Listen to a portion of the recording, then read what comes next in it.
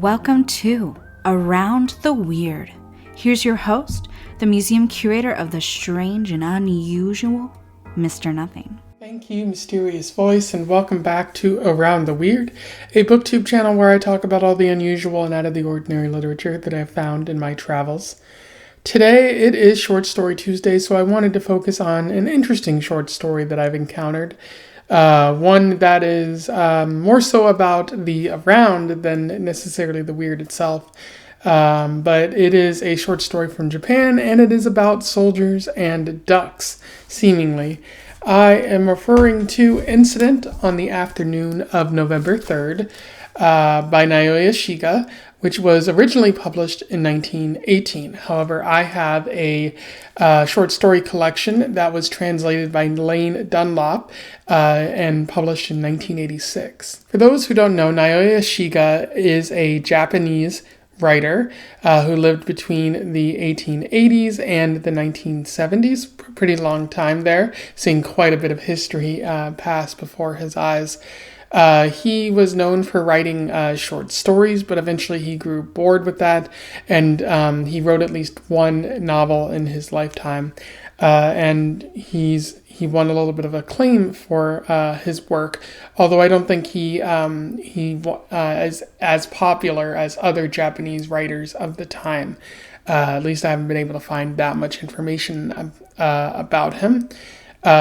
He was critical of other writers, including about the moral capacity of those writers, because he noted, like, one writer, like, while he was writing his book, his family starved. Just noting how wrong that seemed to be. And he also seemingly had a lot of trouble with his father, as they both were different kind of politically speaking in terms of protest and war and activism in Japan at the time. So some of that might show up in his writing as well. As for Lane Dunlop, I don't know too much about that person. I know that they frequently wrote translations of others' work and got that published and just raised awareness of their writing. But I don't know too much about that person in general. I think they might have died in 2013, but I can't verify that. But yeah, very interesting writing, and I'm glad that I encountered this. Don't forget to patronize your local libraries. They might have strange and unusual, or even very specific Japanese writers that you might not be able to find anywhere else. And so without further ado, let's talk about Incident on the Afternoon of November 3rd. I will do a summary, a little bit of analysis, and we will move on from there. So Incident on the Afternoon of November 3rd, that's a fun little title, quite the mouthful, but Incident on the Afternoon of November 3rd focuses on an unnamed narrator. He's living in probably the rural countryside of Japan. His cousin comes by to visit, and he's entertaining his cousin. His cousin mentions a bunch of artillery fire happening. There seems to be some type of war taking place, although I can't name the specific war that is in the background of this story. But they decide that they want to have duck for dinner, so they go into town to the butcher shop, and along the way they are passed by a pretty young-looking infantry that seems to be marching towards some battle. And when they get into town, they find that there aren't that many ducks to purchase, that it seems other people have bought the best ducks. And the only ones left are kind of weird and misshapen kind of ducks. So they apparently go hunting with the butcher, and the butcher manages to find another weird-looking duck. And they also hear the sounds of battle at this time, but they don't think too much of it. And the narrator decides to buy this weak duck because you might as well buy something at this point. And but instead of having the duck killed at the butcher shop, they decide that they're gonna take it home and either raise it or kill it there or something like that.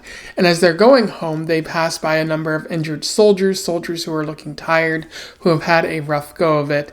And the narrator and his cousin don't seem too particularly unnerved by this, but it has an effect on their mind, which we see later in the story.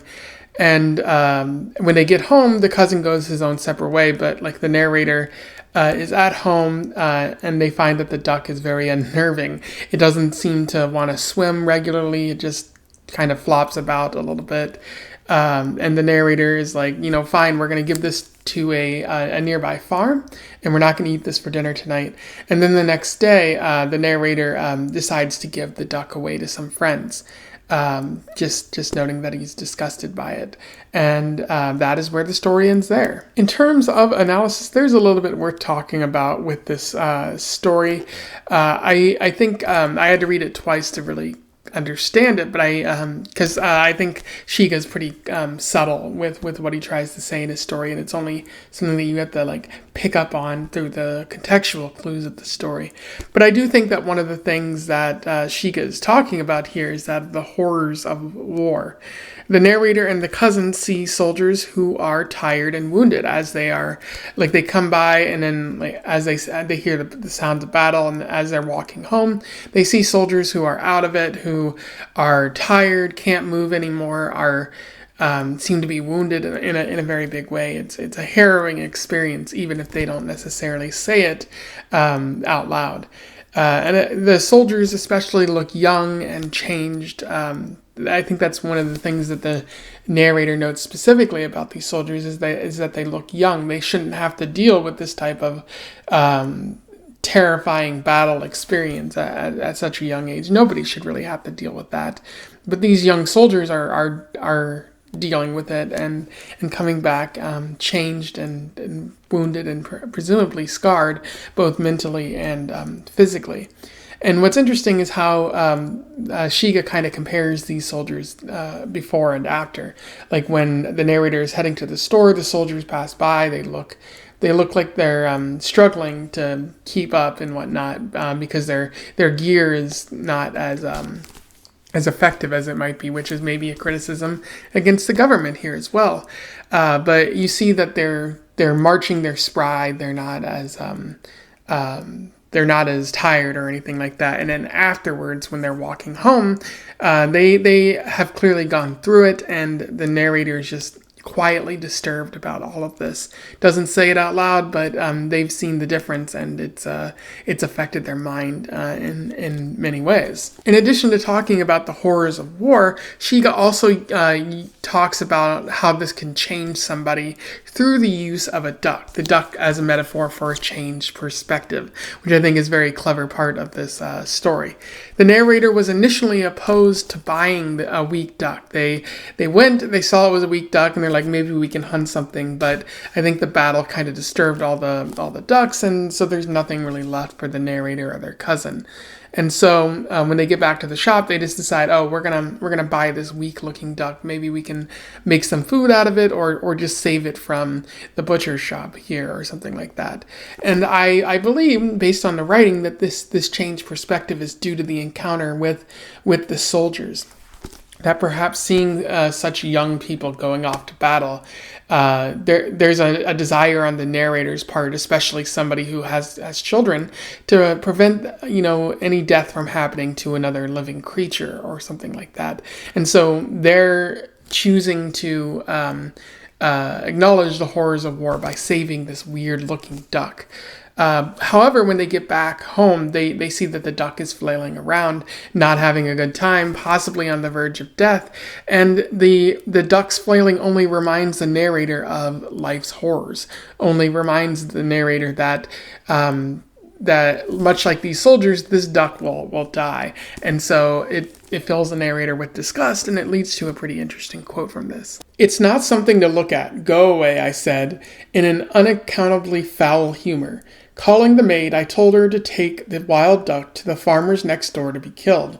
I no longer wanted my family to have it. The next day, I sent it to friends. And there you see the narrator's disgust with the duck. Like, they don't want the family to be reminded of the horrors of war and how life can be terrible at times. So they send the duck away, and then they give the duck to some family friends.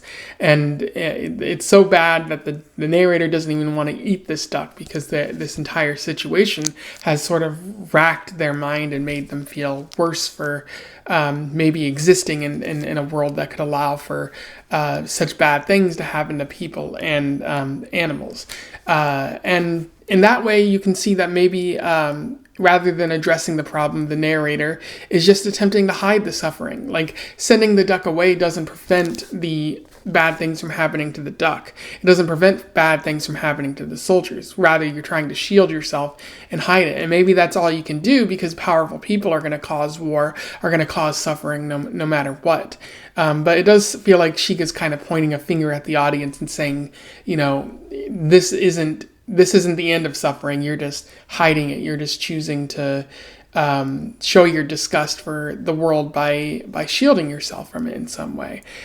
So it's pretty bold and pretty declarative way to make the audience a part of this story. Anyway, those are my thoughts on The Incident on the Afternoon of November 3rd by Naoya Shiga. A pretty interesting short story. One that I don't think has said anything particularly different, because especially at this time, people were criticizing war, criticizing people of power, criticizing the audience for allowing this to happen. But that's not to say it's not a good short story. It's not worth reading. I do think it's important to check out if you can find this at your local library or something like that. It might be a very interesting collection, because this short story, as well as the others, definitely focus on people and the terrible things that we might see in our lives or see in other people's lives. So I think it's worth reading in that regard. If you read this before, you simply want to comment on something I said here, do so below. I would love to hear from you and have a discussion with you about this. Otherwise, don't forget to like, share, and subscribe so that more people can find out about this book or this author if they haven't done so already. And I have a feeling a lot of people might not know who Naoya Shiga is. Also, join the Discord if you want to have further conversations about things other than books. And until then, I wish you the best of luck in your weird and duck hunting travels. Farewell.